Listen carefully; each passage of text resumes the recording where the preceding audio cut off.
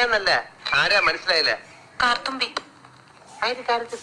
ആരും കാറ് തുപ്പിയൊന്നുമില്ല. എന്റെ പേരാ ഞാൻ പറഞ്ഞത്, കാർത്തുമ്പിന്ന്. നിന്റെ പേര് പോലും എനിക്കറിയില്ല. എന്തിനാ വണ്ടി കയറിയിരിക്കുന്നതാ ചോദിച്ചേ?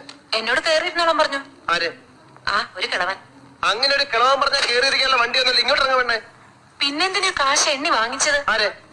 ഒരമ്മാവൻ. ഏതമ്മാവൻ? എനിക്കൊന്നും അറിഞ്ഞൂടാ. പോയി ചോദിക്ക്, അയാളാ ഷാപ്പിലുണ്ട്. ദേ വരുന്നു. അങ്ങോട്ട് ചോദിച്ചോളൂ, എന്താ ചോദിക്കണമെന്ന് വെച്ചാ. അമ്മാവാ, ഞാൻ എന്തൊക്കെയോ പറയുന്നു.